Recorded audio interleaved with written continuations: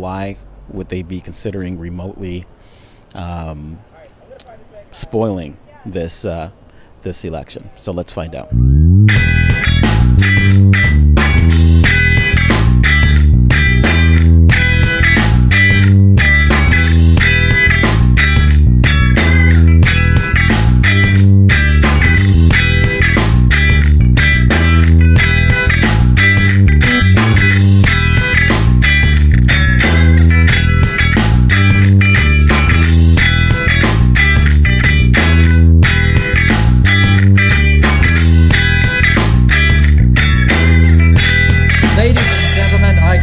Jill Stein.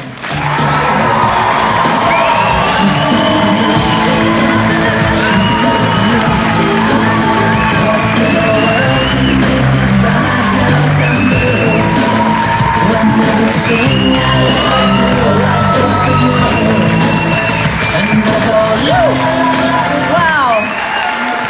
You are what democracy looks like, UND.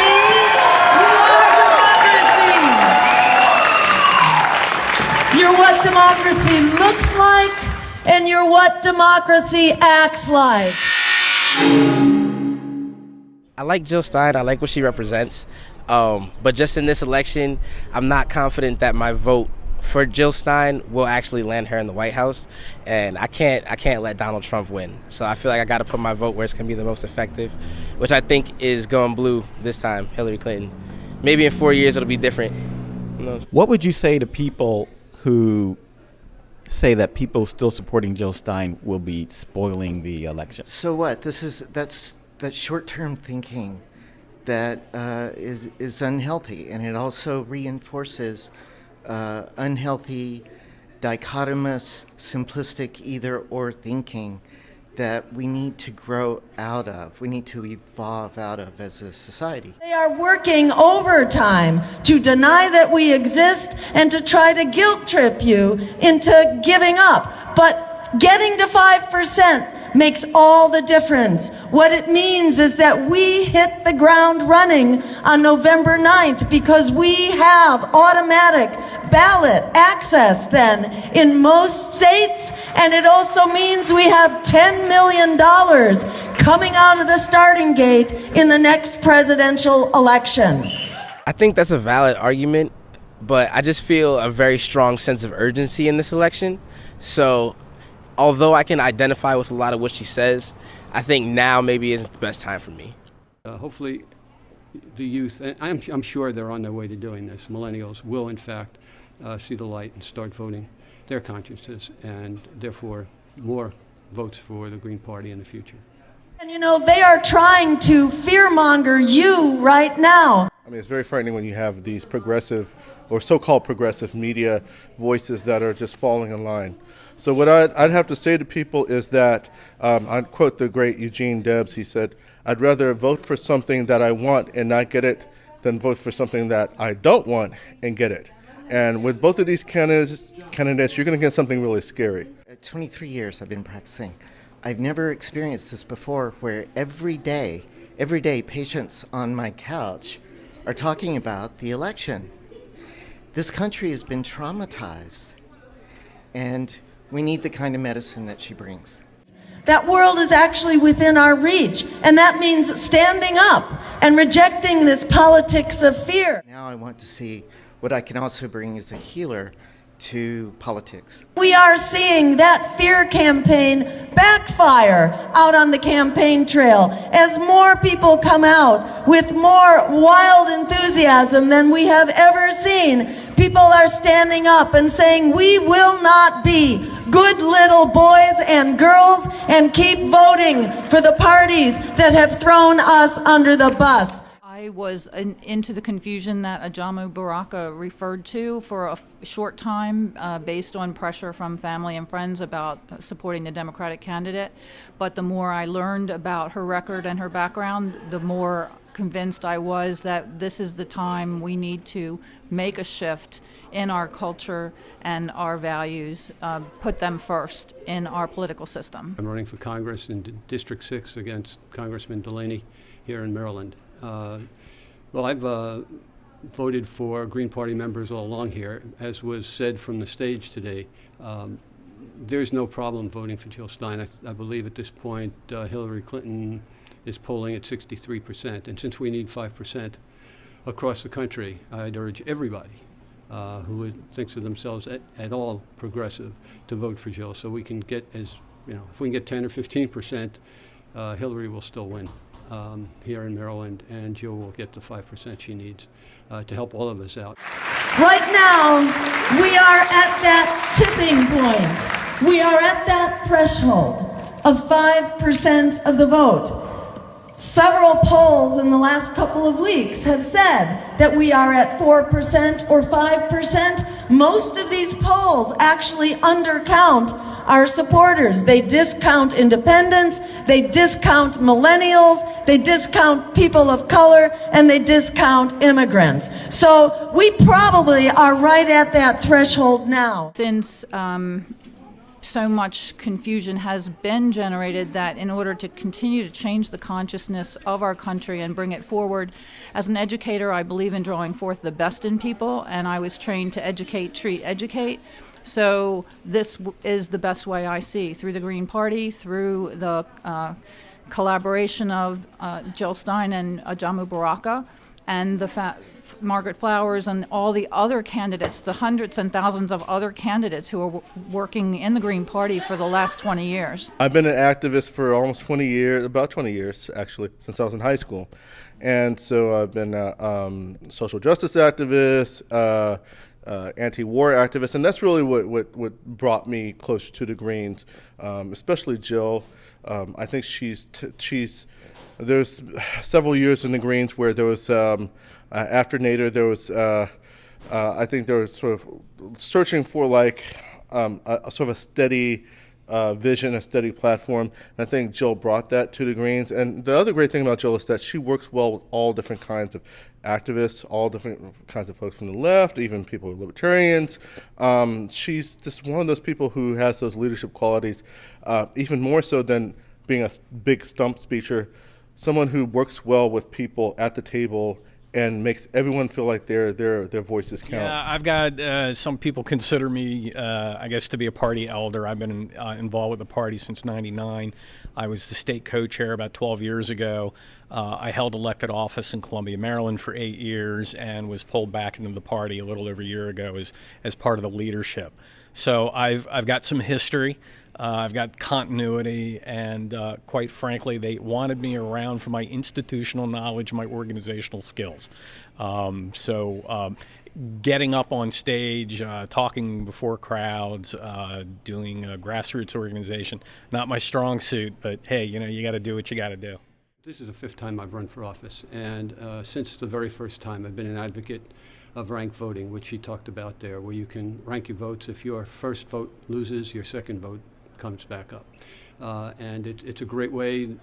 Actually, we did it here in Maryland over 100 years ago in the primaries. So I'd like to see it brought back, not only for the primaries. IRV, instant runoff voting, ensures that the winner has the support of a majority of the voters. IRV also eliminates the potential spoiler effect of candidates from 3 or more parties for a single office by assuring the candidate with the majority of the votes wins. It also increases voter turnout, as was said, and widens the policy options being discussed with the voters.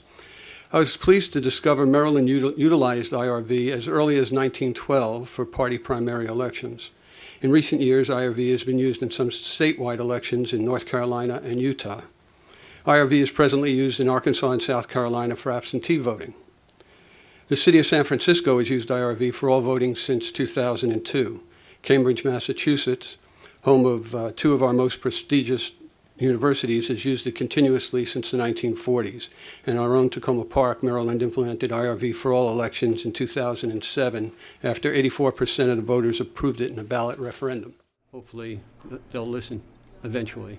They didn't this year, but maybe eventually they will. Together with my fellow software engineers in New Haven, Connecticut, I built an app called RankedChoiceVote.com. It is, for the first time, an opportunity for us, the voters, to, before we head to the polls for real on Tuesday, on Election Day, to signal to each other, to our fellow voters, and to the world who we really support and what we really want from our next president. So it is a ranked choice poll being conducted online. It is one person, one vote. You log in with Facebook. You get a vote signature that proves that your vote was counted accurately. And it is a ranked choice ballot, which means that there is no such thing as throwing your vote away. There is no such thing as strategy. You vote for the candidates that you really want in your honest order of preference, as many as you want, without regard to what the polls say or what big money says or what anyone else thinks. It's what you want from your next president. And that's at rankedchoicevote.com. That really addresses it in a real world, direct way, very actionable.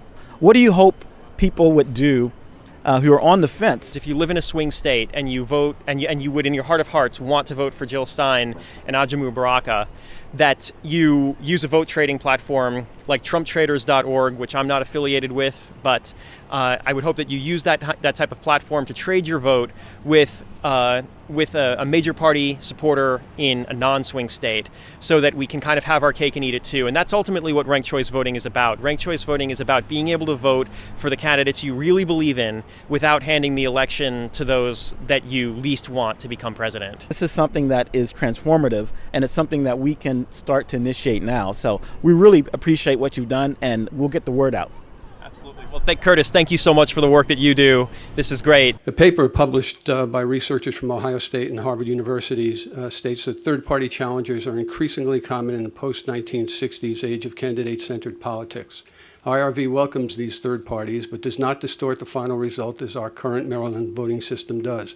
In fact, it produces a candidate who more accurately represents the will of the majority. I sincerely urge you to pass the first statewide instant runoff voting legislation for all races in Maryland, so that we can welcome all points of view into the political debate and end up with representatives who most accurately reflect the values of our constituents. Thank you.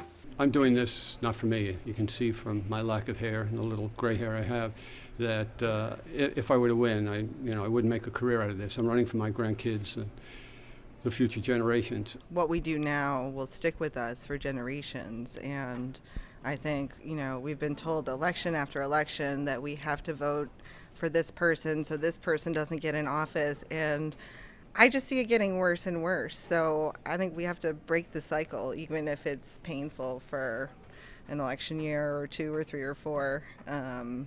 It's the only way to really move forward in the direction that we really want to go as a country. We are standing up, and we are investing our votes in the future we deserve. My wife and I, my sister, for example, we're here at the University of Maryland. We all went to a public school, and we paid $50, not $50 a credit, $50 a semester to go to college.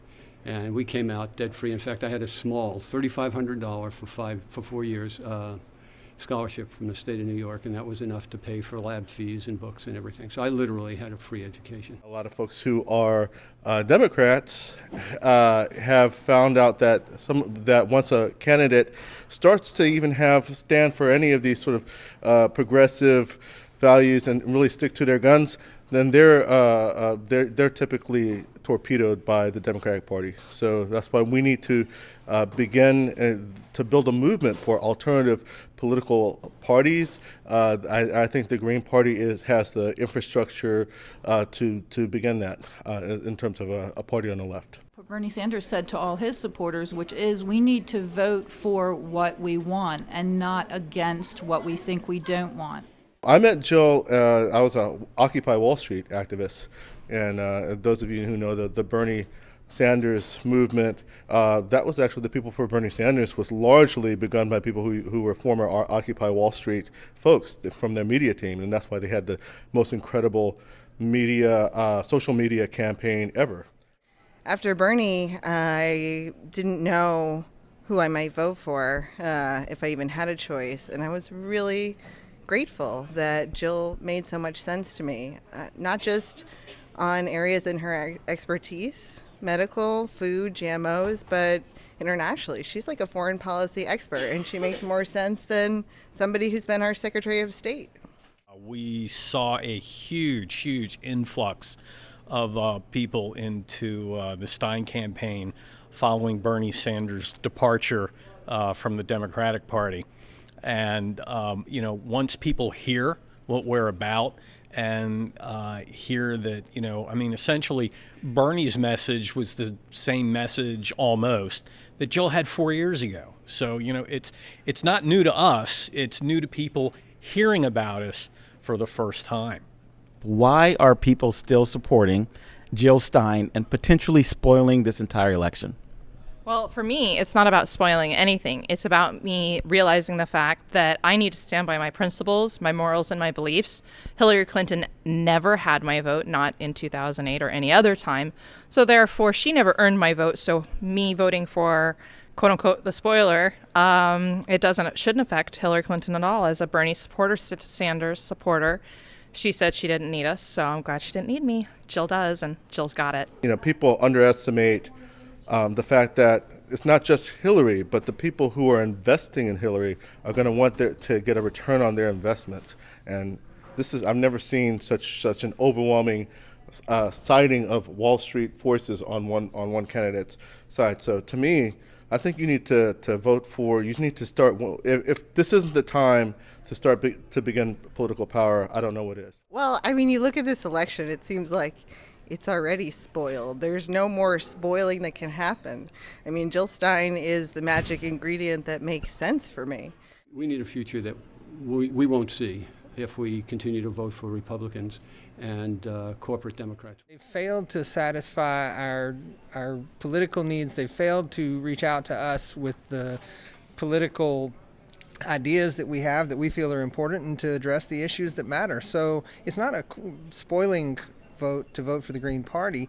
I mean, I think it's a spoiling vote to vote Republican or Democrat, honestly. Mm-hmm. They're spoiling the world with their bad ideas. We have an ever-increasing wage disparity in this country.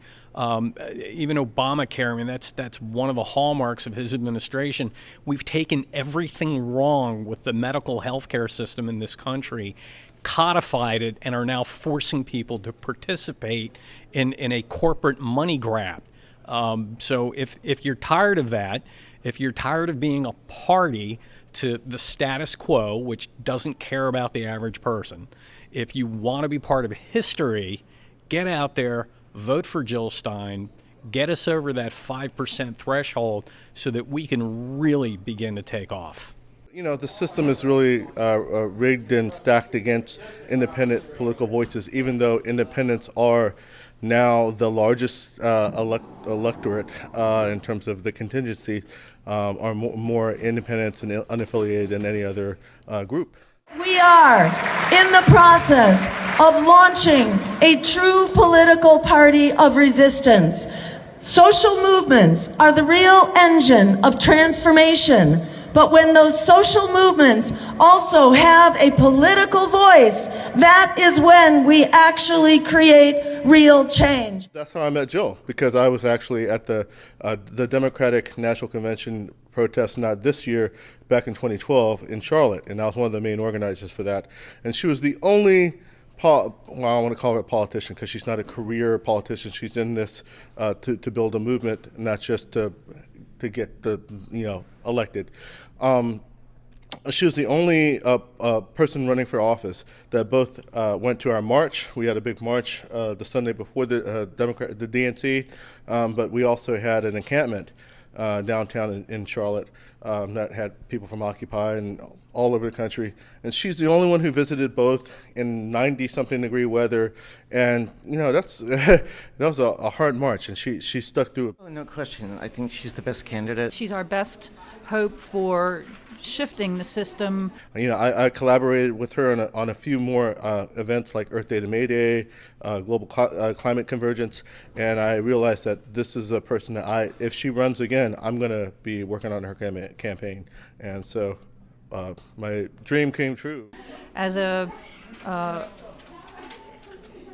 warlike, violent system, we need to pare down and move our healing power into the world and recede with the violence. You have to consider where we're going, where we are, what got us here, this constant choosing between the lesser evils. It got us 9/11. It got us a crashed economy in 2008. It has us embroiled in seven different wars in the Middle East. So I urge you, forget the lesser evil. Let's fight for the greater good like our lives depend on it, because in fact they do.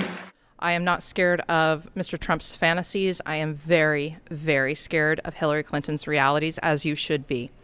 If you do not take this moment in time, this momentum, we will never have a chance like this to break it and for you to be on the right side of history. So take that opportunity. It's worth it. It's worth the shot.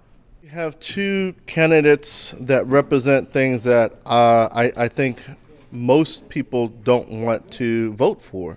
One of them represents xenophobia, or at least taking advantage of xenophobia. I often don't know really what Donald Trump really feels. Racism, anti-immigrant ism, and all these sort of baseness of the basest aspects of, I think, of the worst of American history that has been still playing out. And then you also have another candidate who is just this chameleon for Wall Street and is very, very dangerous. I mean, she is I've never seen a candidate with such backing of all of the different Wall Street and Pentagon and neocon forces and the entire media machine, not just the mainstream media, but even the quote unquote progressive media have all just like snapped in line. That's very frightening. Well, and I think of it as sort of a psychological abuse syndrome, essentially. They keep threatening us with, oh, it's going to be worse if you don't take this. I mean, it's kind of like getting beaten. Well, if this person's going to beat you worse. So choose this one that's going to beat you only a little bit. I mean, that's not exactly a rational choice to present to somebody. It's just not positive. So for the parties to be using this sort of lesser of two evils and, oh, we can't have that person because they're so much worse than me, I don't buy into the devil fantasy. I choose to believe that we can vote for and we can pursue politicians who believe in better things and that aspire to the greater good of humanity. Yeah, she's just the kind of person who is not just swoops in and just sort of like is in the limelight. She gets out there with the people, and even 4 years ago, it was even more so before more people knew her. We got to hang out with her a little bit more. So now she's sort of like a big deal. So that's great. I mean, whether or not she runs again in 4 years, I hope she does. I think for the next 4 years, she is going to be the face of the party, and I think she's going to be the face of alternative politics in the United States. And I really hope we get out there and run her. Jill runs in one way or another, either running as a presidential candidate or running for the Greens and building alternative political power. We have the power to create an America and a world that works for all of us. We are the ones we've been waiting for. From the bottom of my heart, I thank you so much for being this revolution. Thank you so much. We are unstoppable together.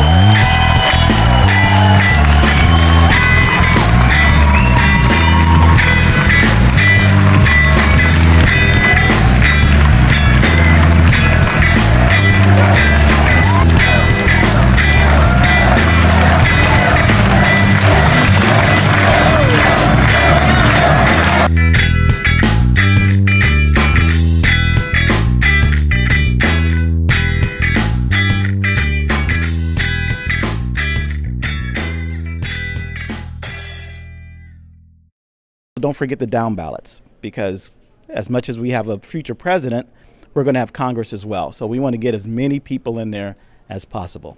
So thank you. Margaret Flowers. Yes. We saw her today, and she was great. She is a really strong candidate for the Senate in Maryland for the Green Party. Margaret Flowers.